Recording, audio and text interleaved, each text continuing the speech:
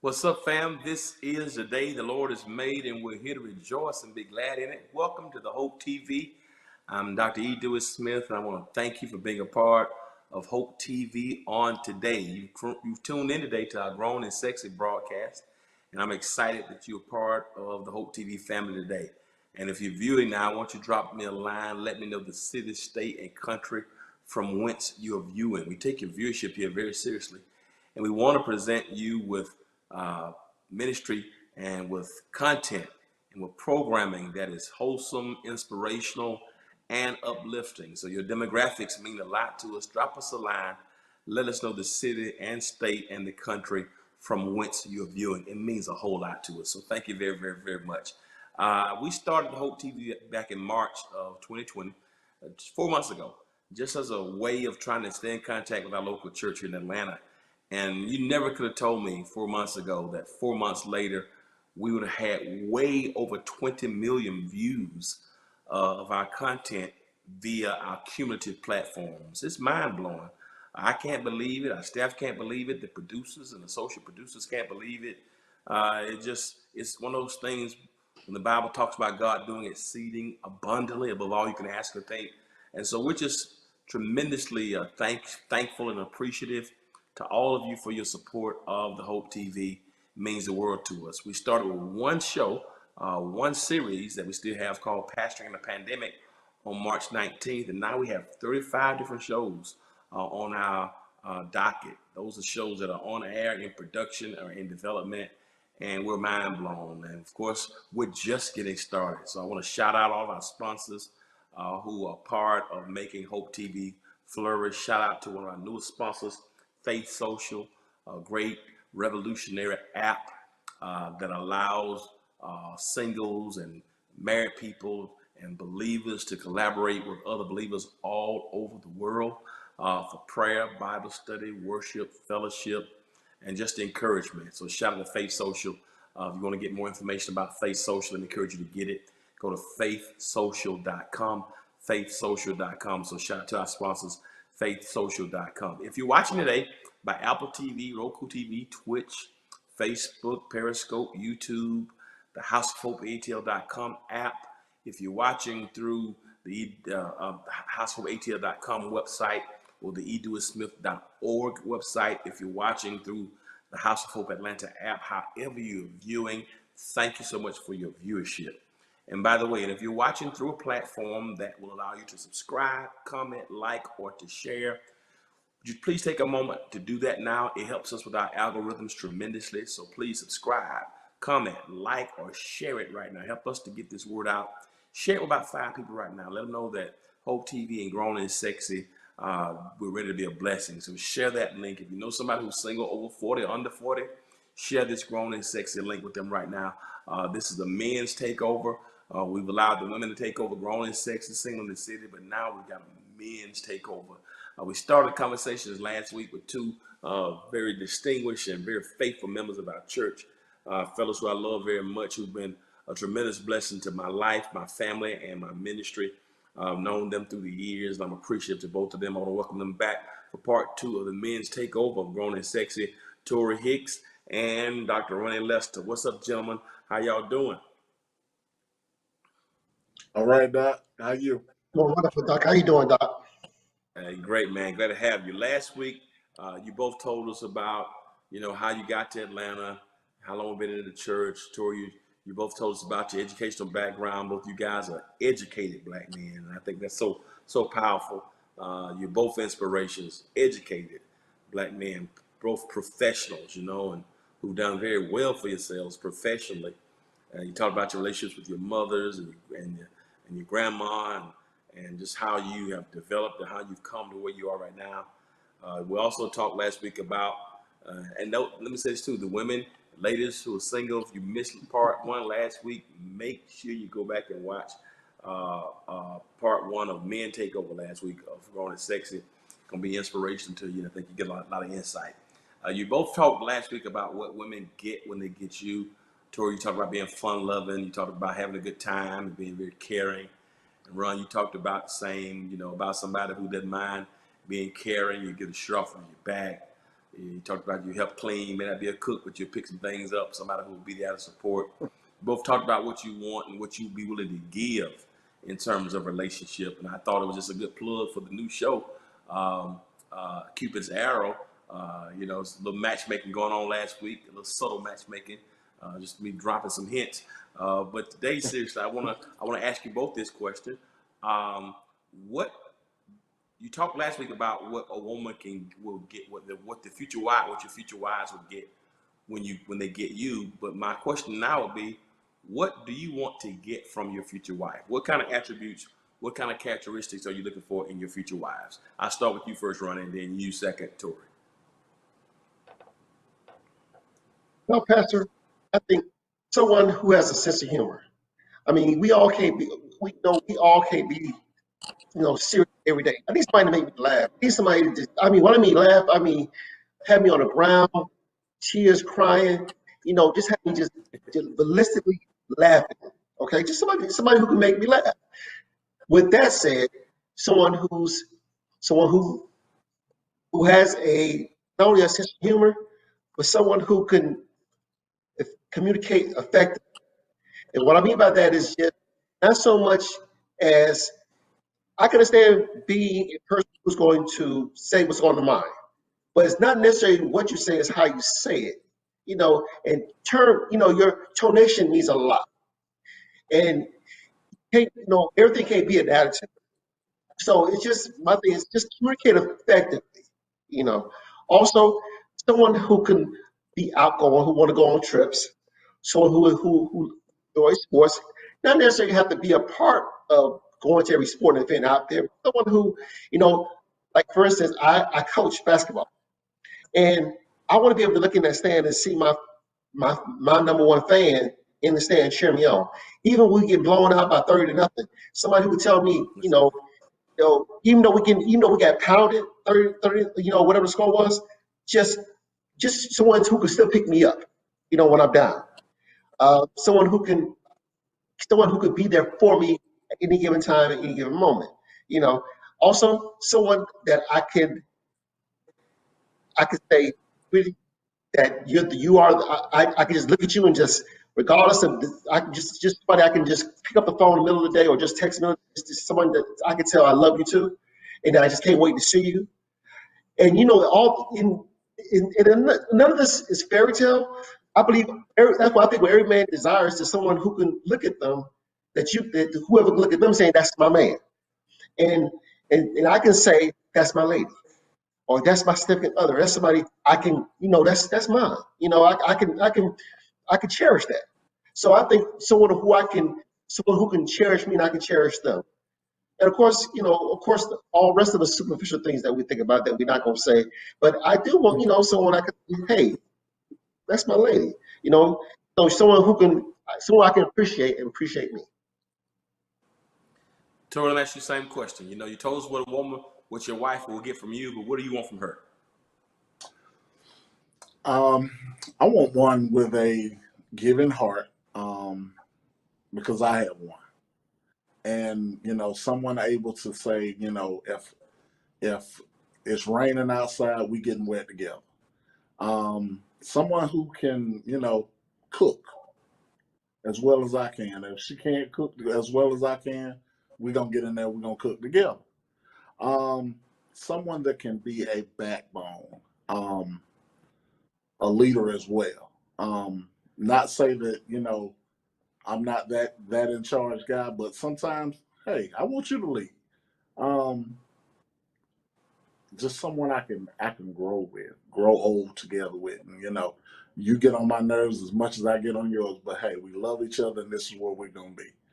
Um, and just first thing in the morning, that's who I want to see, and the last thing I want to see when I close my eyes, someone who can if we're in a crowded room, that's the only woman I see, and that's pretty much it. Wow, that's beautiful, guys. I want to ask this question. This is one of the questions that was sent from the producers that I was going to ask you last week and didn't get a chance to get to. But I want to ask both of these questions. Is there anybody from your past that you've dated, you've been with, and it didn't work out, and you regret that it didn't work out and wish you could have done something different? If that's the case, would you talk about that? I'll start with you, Running. Anybody from your past you've dated, been with, it didn't work out, you regret it, and wish you could have done something different. If so, what is that? Oh, without a doubt. I would have to say that if someone I had back in my life 20 plus years ago, that I was married to, and honestly, truly, if I had to do it over again, one of the things I would change is being being able, like I go and I always go back to this, being able to communicate. A lot of times when we get into a discussion, a heat discussion, I would clam up. I would say a word.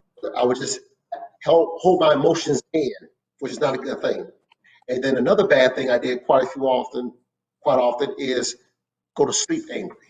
I remember hearing you preach time and time again about going to bed angry. That was never a good thing.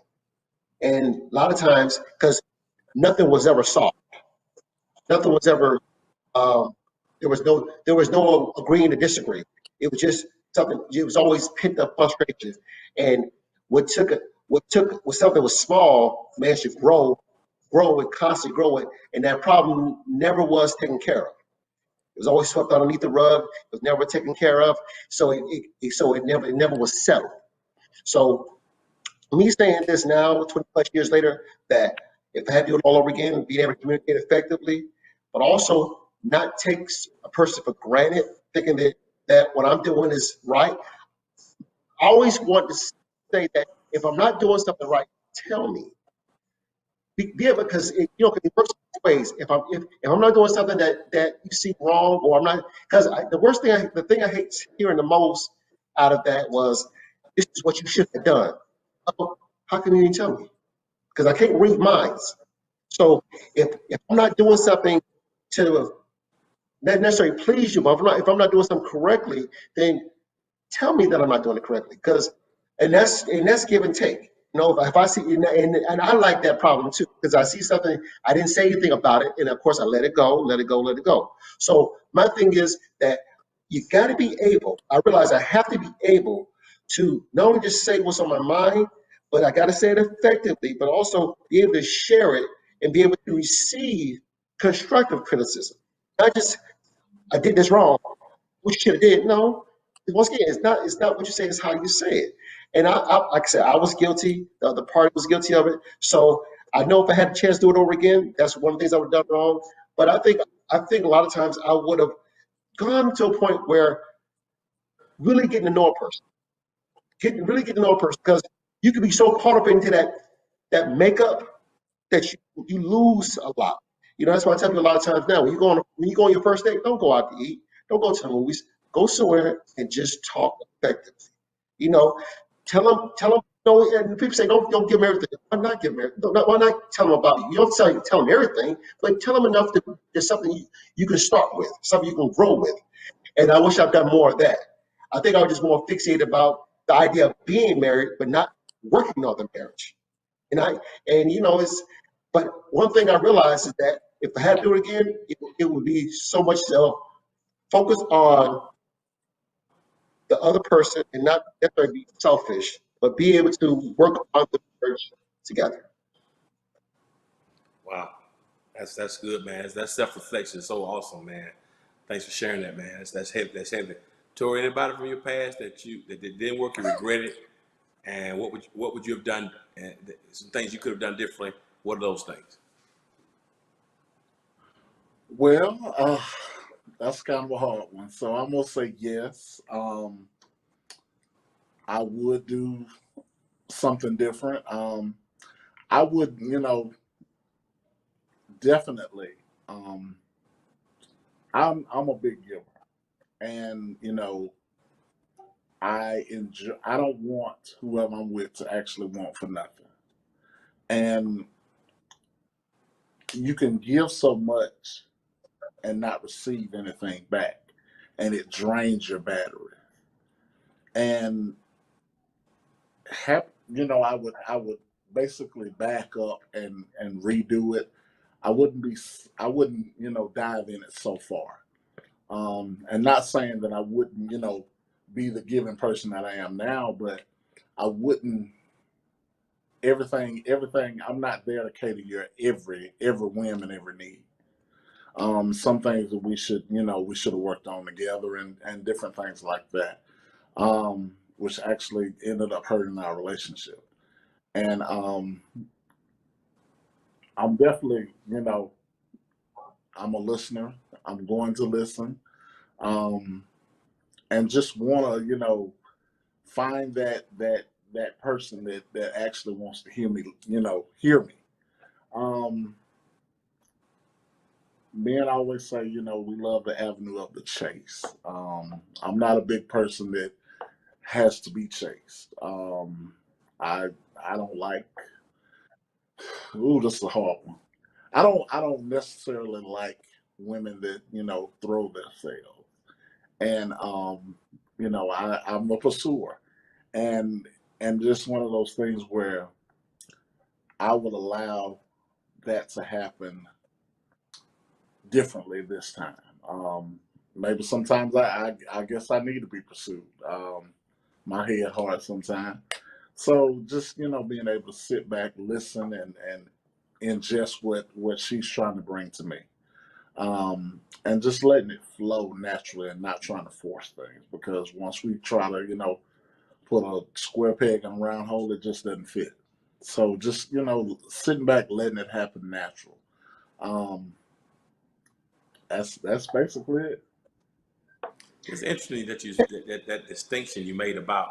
Well, you want to say something, Ronnie? Yeah, I want to, because I like what Tori just said.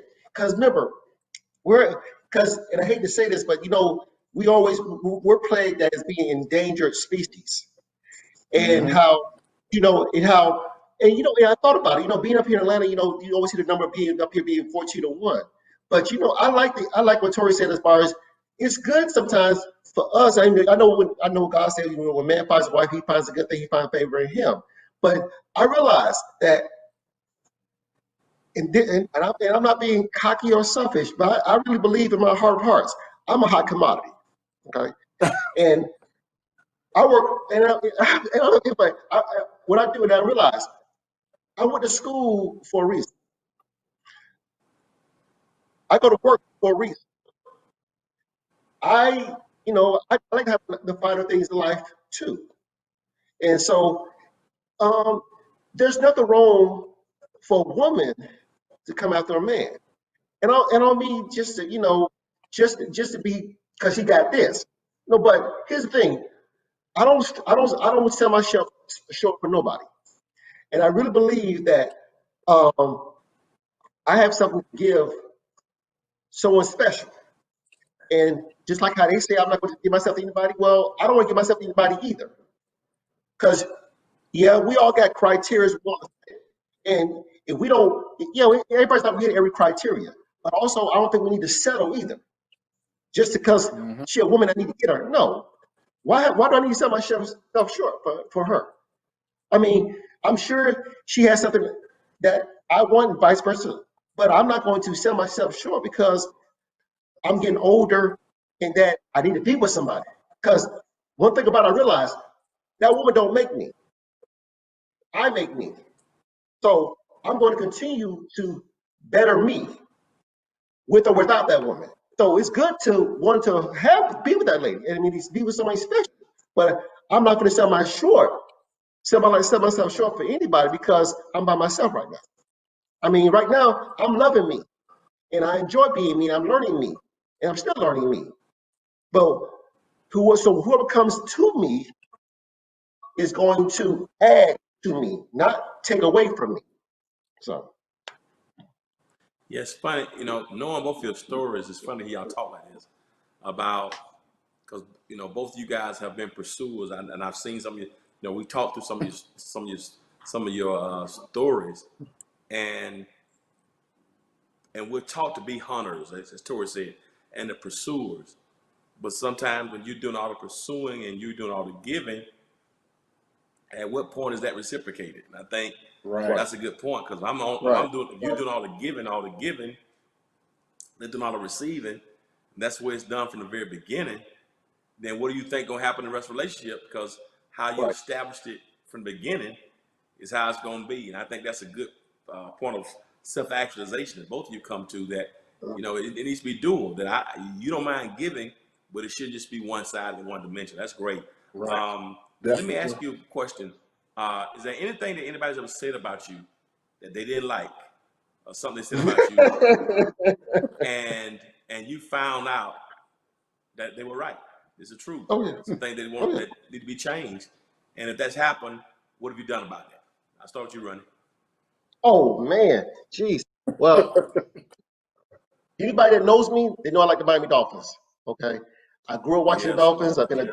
I've been a faithful fan since 1978.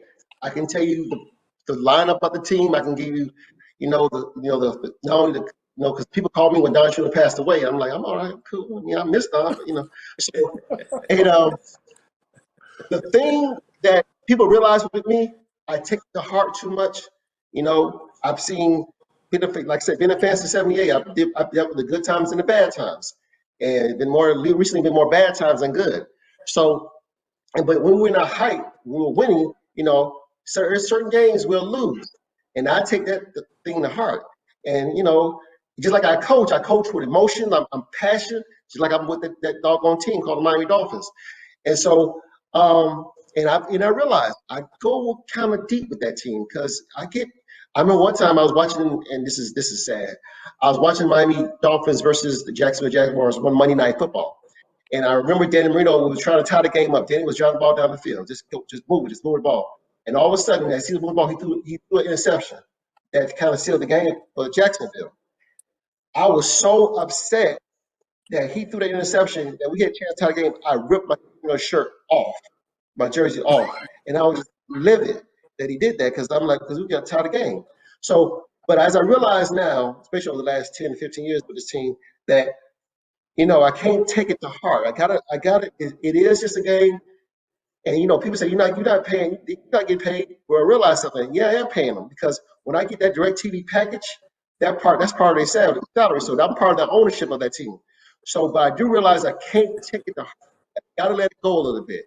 And I realize now, of course, they're not being good. I've taken the bitter with the sweet. I allowed us to, because we're a team in progress. We're a team in transition. So I realized that I cannot let this team take my upset me for the rest of the day. I can't. I mean, now when we lose, we just lose. I'm good. I'm really am. Over the last several years, I'm really good with this. I'm really good with us losing because I know I can still listen to, people talk about the team and I can interject some things. I can listen to the talk shows about the team. Sometimes when we lose, I don't want to see nothing until next Sunday. But now I can interject with the team now. So I'm enjoying it. Now I learned that it is a game that I don't have to get totally upset with that. And I realized tying this back into relationships that I can't let my emotions take over as far as being in a relationship because that can kill a relationship. You got to be able to, keep it an even kill. I'm not saying that I need to be, shut everything up, but I got to there's a way to handle things. It's the way to not get totally upset. Now, am I going to stop being a Miami Dolphin team fan? I don't know how to do that because I'm definitely not an Atlanta Falcons fan or a Dallas Cowboy fan. So I don't know what that is. So, but I do want What, to be a Dolphin fan and keep it even kill. here's the Or thing about that, Alabama, or Alabama fan. and that, and that's fine. You ain't got to be a Cowboy. You don't have to be a Cowboy fan or a Falcons fan or Alabama fan. My own thing is, you're the fan of somebody who ain't won nothing since I'm sorry. Richard Nixon was the president. That's my thing. Why you get so emotional about somebody who ain't done it in 50 years? But anyway, so let me ask you the question. I'm not going to entertain that foolishness with a response. Tori, anybody said anything to you about you that they didn't like, they were true, it was right, something they want you to work, something that you need to work on, and if they said and you found out it was true, what have you done about that? Woo. Well, I was told that I was too nice, and actually, I just Too didn't nice. care because too nice, too nice. You way too nice. What? I'm too nice. Okay, and you find that a lot in Atlanta. I mean, you find that a lot here, and well, you just too nice. Wow. What does that mean? Can you explain that? Well, you just so caring, and that'll do it for me. And I don't know what to say after that. you know, and I'm not trying to change that because guess what? I'm not gonna be, you know, I can't be that guy. You know, I have to be who I was raised to be. So I was always, taught respect people, give them the same courtesy they give you, and go from there. And that too nice comment just kind of always just kind of rubs me the wrong way. I mean, and I've heard it several times, and I don't understand. I don't know how to process that one. And I've heard it countless times, but I don't understand it. So let me ask you this question. So women have told you that because you were too nice, it had a negative effect on your relationship. Is that what you're saying? Yes, definitely. And I was mind boggled because I was just like, well, what do they want? I mean, I don't understand that. How do you not want somebody who's nice, caring, giving, understanding? I don't, talk to people with respect. What is?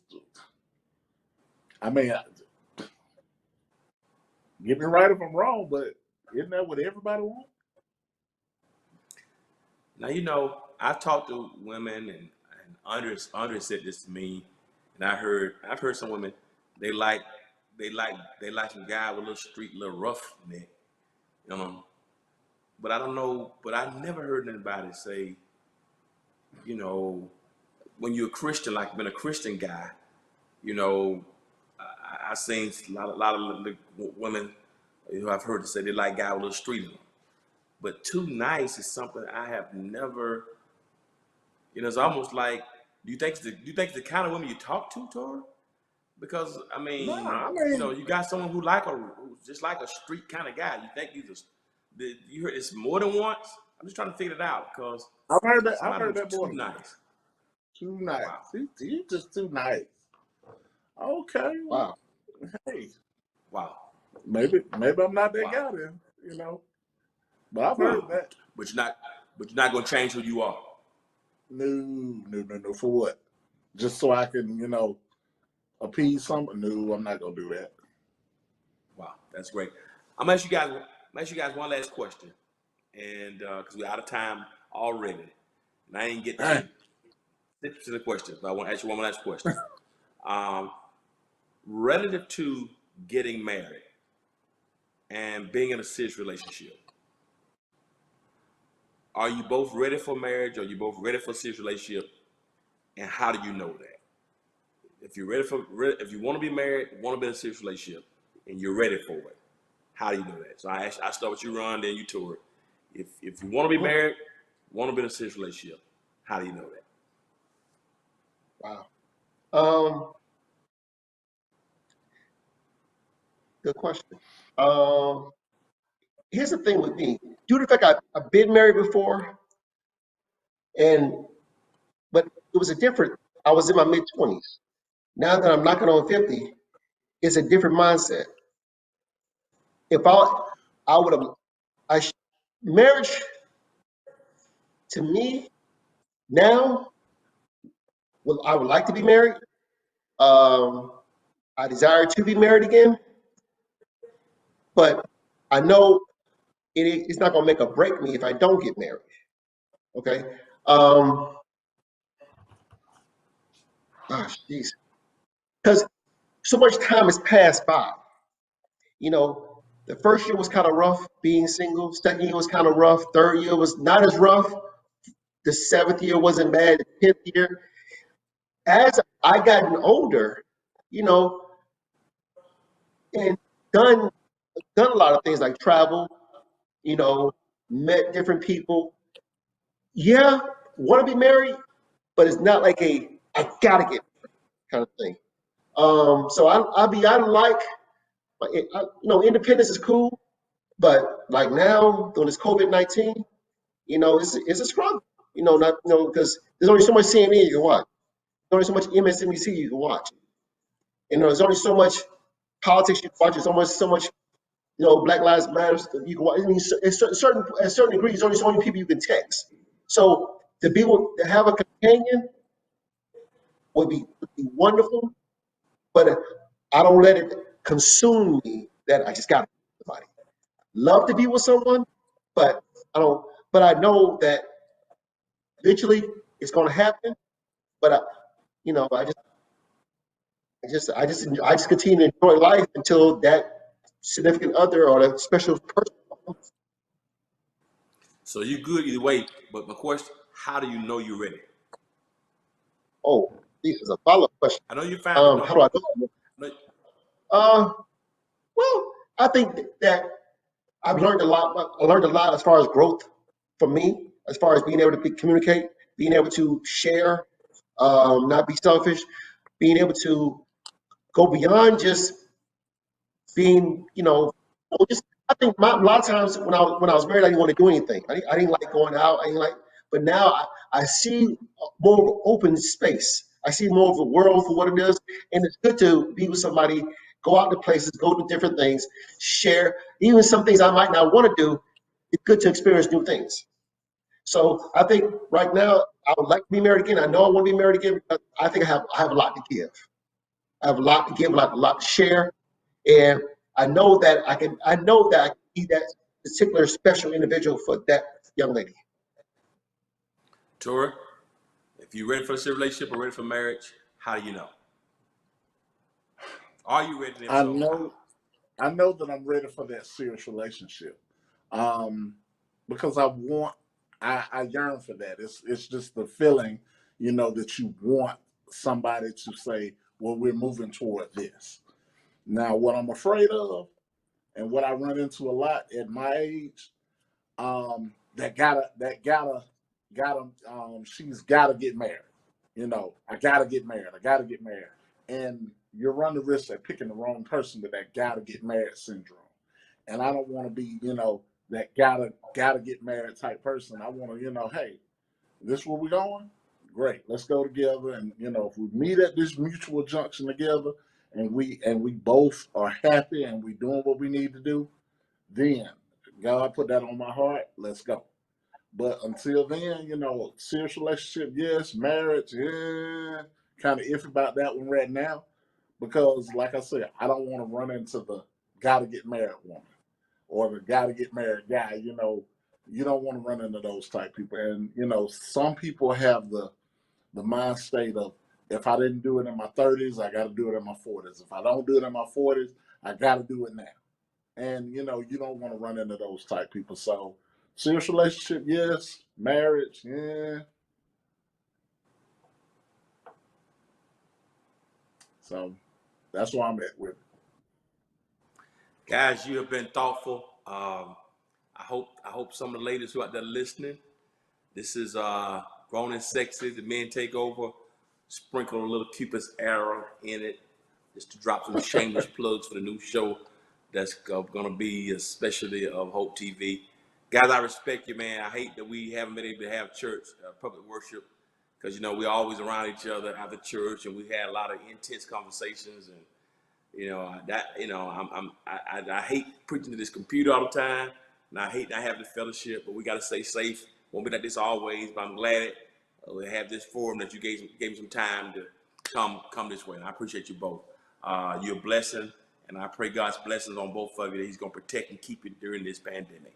Hey, family, you've been watching Grown and Sexy, the Men Takeover, and Tori Hicks and Dr. Ronald Lester have shared a lot with us.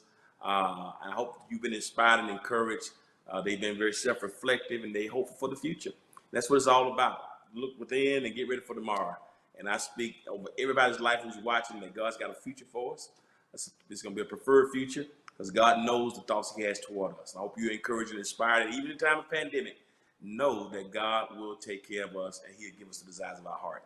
Hey, you've been watching Hope TV, Grown and Sexy. I'm out of time now. Got to close this broadcast, but as always, remember this. If you be good to God, then God will be good to you. Till we meet again, peace. Take care.